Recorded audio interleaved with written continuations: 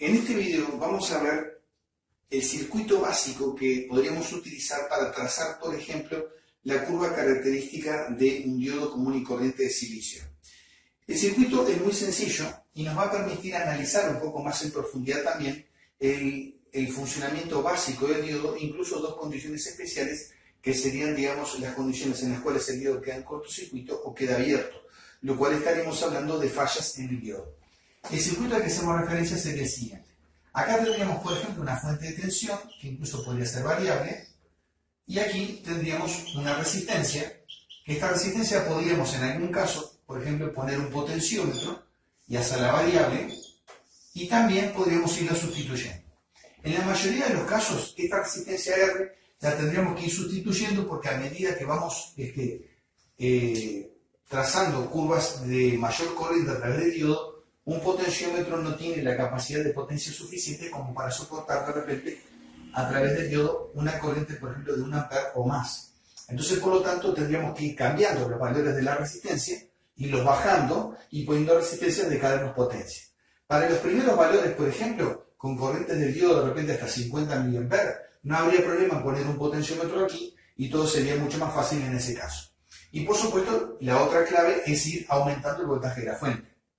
O sea, por ejemplo, para yo arrancar midiendo las curvas características del diodo, por ejemplo, lo que yo haría sería una escala, lo que ya he hecho muchas veces, sería hacer una escala en la cual, por ejemplo, lo podemos hacer esto en una hoja de papel cuadriculado o mejor todavía en una hoja de papel milimetrado que se consigue fácilmente.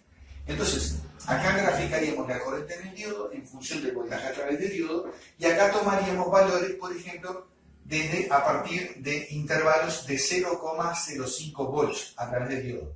Quiere decir que primero sería 0,05, después sería 0,1, 0,15, 0,2 y así sucesivamente hasta, por ejemplo, valores en el diodo de, por ejemplo, para diodos grandes de, por ejemplo, como mínimo 1,5 volts para diodos de bastante más potencia. ¿Por qué? Porque los diodos grandes realmente, si uno los exige con bastante corriente, hay diodos, por ejemplo, que soportan, por ejemplo, corrientes hasta de 40 amperes.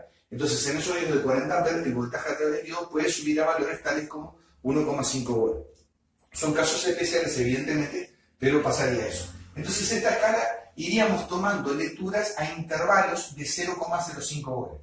¿Cómo hacemos eso? Arrancando desde valores bajos de la fuente, ponemos la resistencia en un determinado valor alto al principio, evidentemente.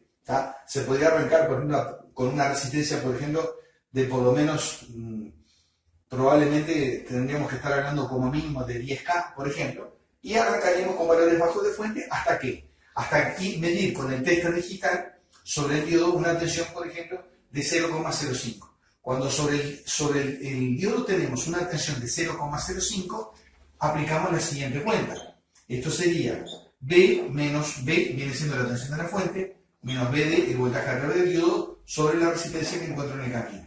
Ahora vamos a explicar con más detalle esto, y acá lo que tendríamos sería la corriente en el diodo. Esta fórmula la vamos a explicar a continuación con más detalle. Entonces, una vez que yo agoté el valor de la fuente, una vez que agoté el valor de la fuente regulada, a medida que fui tomando intervalos mayores de tensión, ¿qué tengo que hacer? Bajar el valor de la resistencia. Por ejemplo, el siguiente valor de la resistencia podría ser, por ejemplo, una resistencia de 1K, por ejemplo. Entonces ahí de vuelta comienzo con la fuente en un voltaje bajo. Comienzo con la fuente en un voltaje bajo.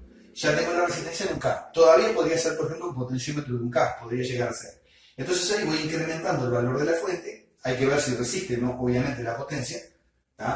Ahí voy aumentando el valor de la fuente de manera de ir midiendo sobre el diodo tensiones cada vez más altas, 0,15, 0,2, 0,25, 0,3, 0,35, 0,4 y así sucesivamente.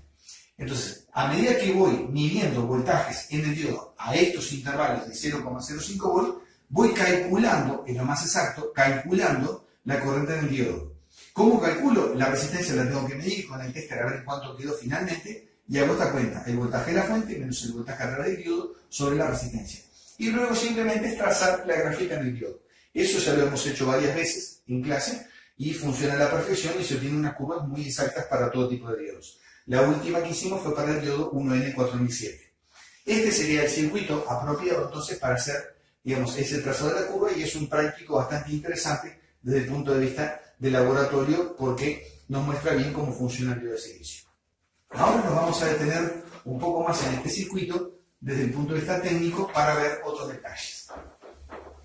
Acá lo que vamos a hacer con este mismo circuito sería lo siguiente. Vamos a plantear la ecuación de malla, en este caso.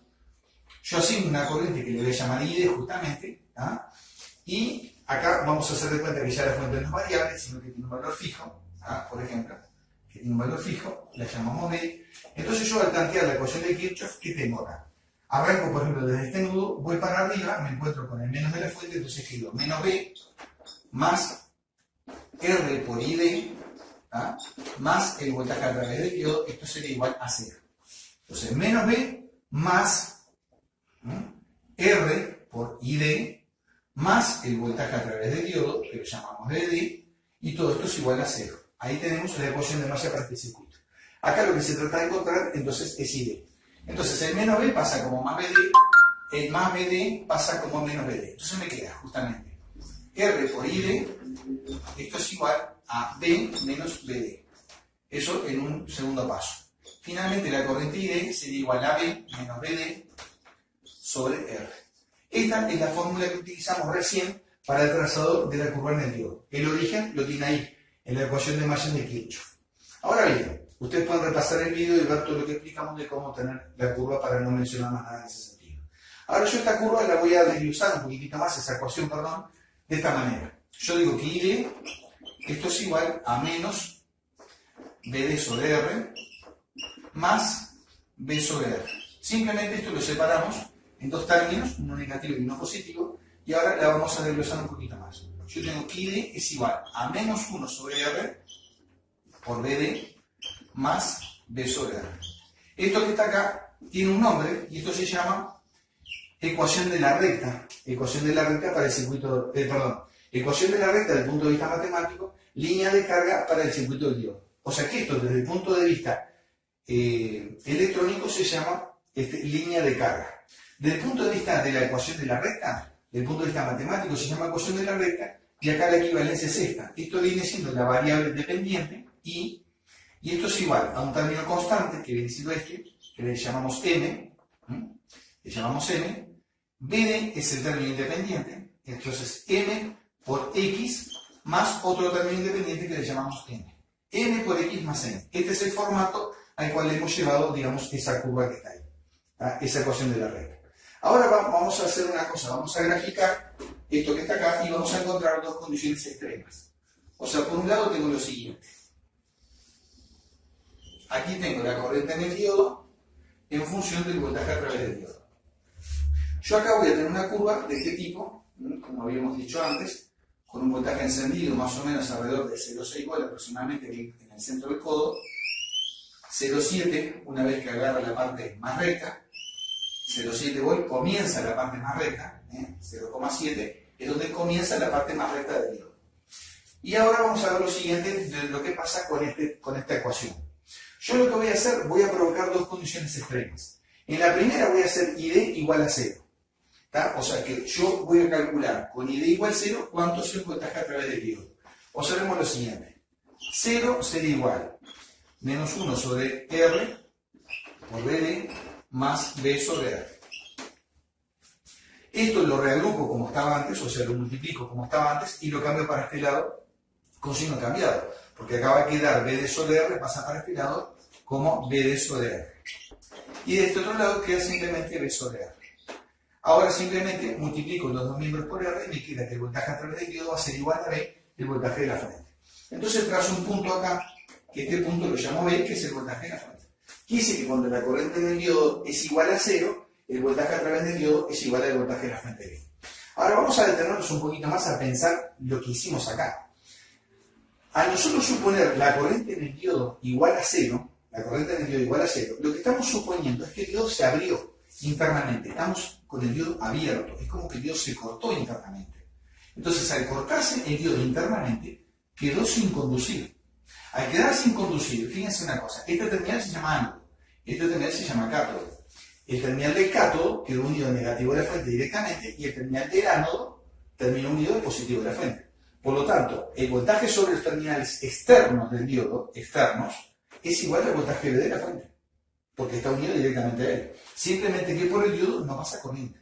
Quiere decir que en un diodo, en una configuración de este tipo, el diodo se corta internamente, el voltaje a través del diodo es igual al voltaje de la fuente.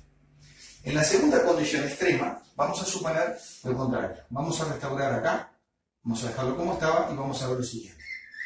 En este caso, por ejemplo, vamos a suponer que ahora el voltaje a través del diodo VD es igual a 0.